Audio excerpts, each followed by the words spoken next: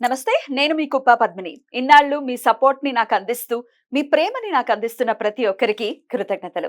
ఇప్పుడు చూడబోతున్న ఈ వీడియో కూడా ఖచ్చితంగా మీకు ఉపయోగపడుతుంది. లైక్, షేర్ అండ్ సబ్స్క్రైబ్ చేసి మీ ఇష్టాన్ని, అలాగే మీ సపోర్ట్‌ని నాకందించండి. అలాగే ఈ వీడియో పట్ల మీ అభిప్రాయాన్ని కామెంట్ సెక్షన్‌లో కామెంట్ చేసి నాకు తెలియజేయండి.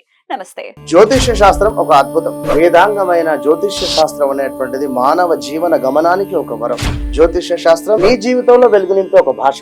ఆ భాష నీకు అర్థమైతే ప్రకృతి నీతో మాట్లాడుతుంది. అస్ట్రాలజీ నేర్చుకోవాలి అనుకునే వారికి అద్భుత అవకాశం. మురళీధర శర్మ గారి అస్ట్రాలజీ క్లాసెస్ అతి త్వరలో మొదలు కాబోతున్నాయి. 100% జాబ్ గ్యారంటీ. వివరాల కొరకు సంప్రదించండి. నమస్తే, వెల్కమ్ టు అవర్ ఛానల్. నేను పద్మిని. ప్రస్తుతం పాటు ప్రముఖ ఆధ్యాత్మికవేత్త, astrologer, tarot card reader and Vedic nutritionist Shrimati Vanaja Ramisetti garu మనతో పాటు ఉన్నారు. మాట్లాడదాం. నమస్కారం అండి. నమస్తే మా పద్మిని. ఒక సర్టిఫైడ్ వేదిక్ న్యూట్రిషనిస్ట్ గా మిమ్మల్ని ప్రశ్న అడుగుతున్నాను.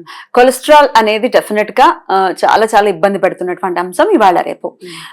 ఆ మనిషి బయట చూడటానికి చాలా చక్కగా హెల్దీగా కనిపిస్తున్నారు, కానీ ఒక్కసారి ఏదో మామూలు టెస్ట్ ఏదో చేసుకుంటే కొలెస్ట్రాల్ ఉందని చెప్పి బయటపడింది. ఆబ్వియస్ గా కొలెస్ట్రాల్ ఉన్నప్పుడు హార్ట్ మీద అది ఇంపాక్ట్ ని చూపిస్తుంది, ఇంకా ఏ ఆర్గన్స్ మీద చూపిస్తుంది, ఎంత డేంజర్ ఈ కొలెస్ట్రాల్ అనేది. అలాగే ఒక న్యూట్రిషనిస్ట్ గా మీరు ఏది సజెస్ట్ చేస్తారు, ఏ ఫుడ్ తీసుకోవటం వల్ల ఈ కొలెస్ట్రాల్ అనేది తగ్గుతుంది?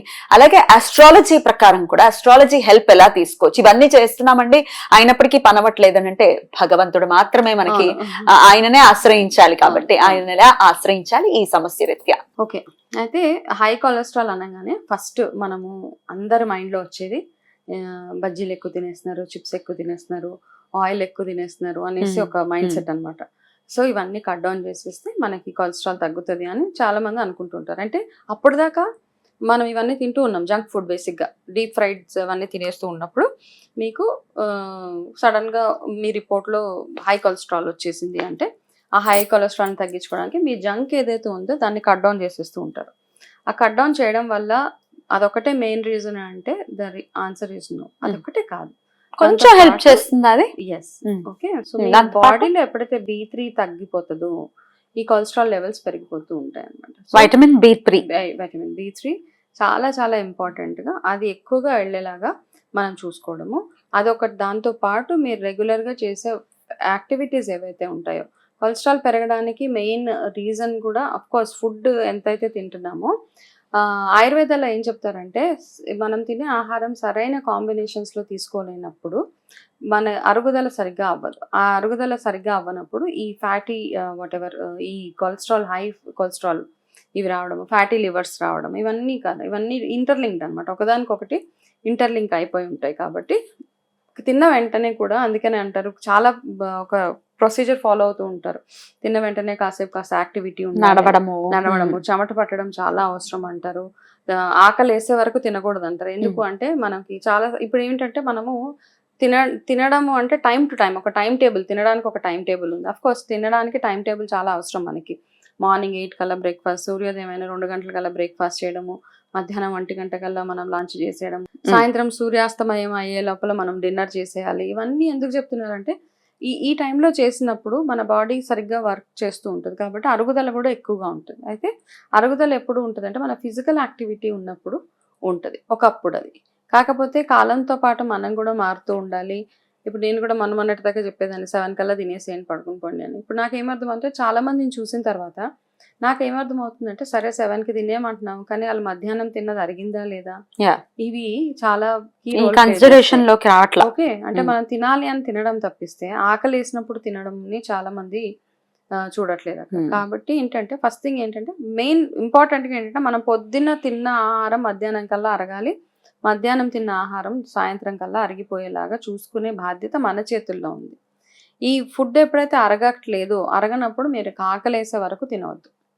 ఇది నా మెయిన్ సజెషన్ అనమాట. ఆకలి బాగా వేస్తున్నప్పుడు తినేయండి, అంటే దానికి పోర్షన్ కంట్రోల్ లేదు. అప్పుడు మీకు ఆకలి వేసినప్పుడు చక్కగా కడుపు నిండా తింటే దానికి ఇంత పోర్షన్ తింటారు. కానీ ఆకలి వేసినప్పుడు ఎటువంటి ఆహారం తింటున్నారు, ఎక్కువగా B3 ఉండేది ఒకటి చూసుకోండి. ఎందులో ఉంటుందండి B3? ఇందులో మీరు చేయాల్సింది ఏంటంటే మనము ఎక్కువగా మష్రూమ్స్ ఒకటి ఎక్కువగా తీసుకోవాలన్నమాట. ఇలా ప్రాబ్లమ్స్ హై కొలెస్ట్రాల్ ఉన్నవారు మష్రూమ్. చాలా మంది మేము మష్రూమ్స్ తినమండి, ఏం చేయమంటారు అంటారు. ఇంకా కాబట్టి మష్రూమ్స్ కూడా మష్రూమ్స్ తినరు, వెజిటేరియన్స్ తినరు. No problem. మష్రూమ్ వల్ల మనకి సర్వైకల్ క్యాన్సర్స్ వాటి నుంచి కూడా అవాయిడ్ అవుతాయి తెలుసా. కాబట్టి తినొచ్చు ఆడవాళ్ళు, కొంచెం ట్రై చేయండి. అలవాటు లేనిది కదా ఆల్ ఆఫ్ సడన్. ఇప్పుడు నేను వెజిటేరియన్, నేను తినను మష్రూమ్. నాన్ వెజ్ కరెక్టే, అవును కదా. అంటే వెజిటేరియన్ అన్న పాయింట్ ఎందుకు తీసుకున్నాను అంటే అది మా ఇంతకు ముందు డైట్ లో లేదు కదా. సో సంథింగ్ కొత్తది కాబట్టి ఇది నాన్ వెజ్ ఏమో, ఆ స్మెల్ కూడా, దాని అపియరెన్స్ కూడా నాకు పర్సనల్ గా చాలా మంది అలాగే ఉన్నారు. కానీ మష్రూమ్ ఆడవాళ్ళు ఎస్పెషల్లీ వస్తుంది, ఆడవాళ్ళకి రిలేటెడ్ గా చూస్తే మష్రూమ్స్ అట్లీస్ట్ వారంలో 1 or 2 times దాని సూప్ ఫామ్ గాను ఏదో ఒక రకంగా ట్రై చేస్తే చాలా చాలా హెల్దీ. అది చాలా ఓకే. మన అంటే ఓవేరియన్ క్యాన్సర్స్ ఇవన్నీ రాకుండా ఫస్ట్ ఇది చాలా కంట్రోల్ చేస్తుంది కాబట్టి మష్రూమ్ ఒకటి ట్రై చేయొచ్చు. If not mushroom, brown rice లో ఎక్కువగా ఉంటుంది. అంటే బ్రౌన్ రైస్ చాలా మంది వెయిట్ లాస్ గా చూస్తారు, కాకపోతే బ్రౌన్ రైస్ మనం చూడాల్సింది విటమిన్స్ పరంగా చూసుకోవాలి. అండ్ పల్లీలు, అందుకే చిక్కీలు తినండి హార్ట్ స్ట్రోక్ రాదంటారు. ఎందుకంటారు పల్లీలు, గుప్పెడు పల్లీలు తింటే గుండె బాగుంటది అంటారు. కాబట్టి ఆ గుప్పెడు పల్లీలు అందుకని చెప్తారన్నమాట, అందులో B3 ఎక్కువగా ఉంటది కాబట్టి పల్లీలు ఎక్కువగా తినమంటారు. అది కొలెస్ట్రాల్ ని ఎక్కువగా కంట్రోల్ చేస్తుంది. కాబట్టి ఈ 3 కాంబినేషన్స్ రెగ్యులర్ గా తీసుకుంటూ ఫ్రీక్వెంట్ చల్లటి నీళ్ళు తాగడం ఒకటి ఆపేయాలి. చల్లటి నీళ్ళ వల్ల హార్ట్ స్ట్రోక్స్ వస్తాయి అని అనను, కాకపోతే ఎప్పుడు తాగినా మనం రూమ్ టెంపరేచర్ వాటర్ తాగితేనే మన అరుగుదల బాగుంటుంది. అరుగుదల బాగున్నప్పుడు ఈ ఫ్యాట్ అక్యుములేషన్స్, కొలెస్ట్రాల్ అక్యుములేషన్స్ అవి అవ్వవు.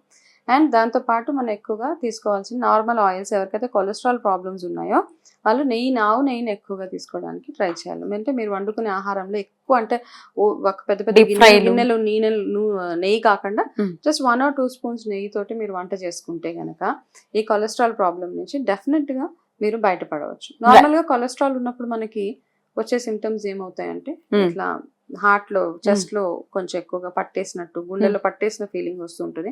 స్ట్రోక్ డెఫినెట్ గా వచ్చే ఛాన్సెస్, అంటే చాలా అలారం అనమాట, మీ గుండె రిస్క్ లో ఉంది కాస్త చూసుకోండి అని.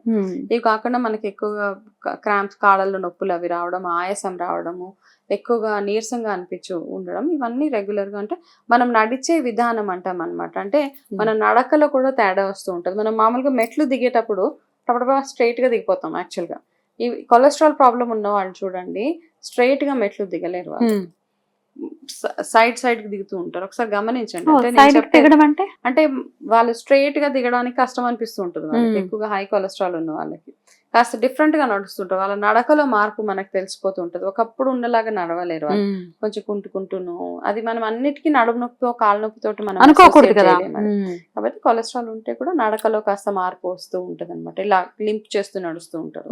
అలా కూడా మనం చూసుకోవచ్చు సిమ్టమ్స్.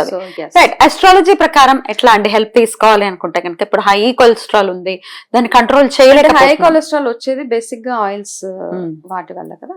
ఫ్యాట్ అంటే ఫ్యాట్ దేనికి, మనం ఫ్యాట్ 2 ప్లానెట్స్, ఒకటి శుక్రుడు, 2 గురు, ఈ రెండింటికి మనము లింక్ చేస్తాం, రెండింటికి లింక్ చేస్తాం. కాబట్టి గురు ఆరాధన ఎక్కువగా చేసుకోవడం, శుక్ర ఆరాధన, గురు ఆరాధన, గురువారాలు చక్కగా ఏదైనా ఒక టెంపుల్కి వెళ్ళడము, లేకపోతే గురు పాదుక స్తోత్రాలు అట్లాంటివి చదువుకుంటూ గురుగ్రహ అనుగ్రహం మీకు ఉండాలి, మీ ఆరోగ్యకరంగా మీరు బాగుండాలి, అలాగే శుక్రగ్రహ కూడా చల్లగా చూడాలని ఈ 2 గ్రహాలకి పూజ చేసుకుంటే సరిపోతుంది. రైట్, బ్యూటిఫుల్ అండి, చాలా అద్భుతంగా వివరించారు. అటు మనం అవ్వాలి అనుకున్న వాళ్ళు అలా రోజు ఒక ఆరాధన చేసుకుంటూ వెళ్ళిపోవడం. బ్యూటిఫుల్ అండి, చాలా అద్భుతంగా మాకు వివరించారండి. Thank you so very much. మరి మీరు కూడా ఇంకేమైనా సమస్యల గురించి తెలుసుకోవాలనుకున్నా, దానికి సంబంధించి న్యూట్రిషన్ వాల్యూస్ గురించి తెలుసుకోవాలన్నా, అంటే ఇంటేక్ ద్వారా ఎలా మేము బయటపడతాం అనేది తెలుసుకోవాలనుకున్నా, ఒకసారి కమెంట్ సెక్షన్ లో ఖచ్చితంగా కమెంట్ చేయండి. థ్యాంక్ యూ మేడం, నమస్తే.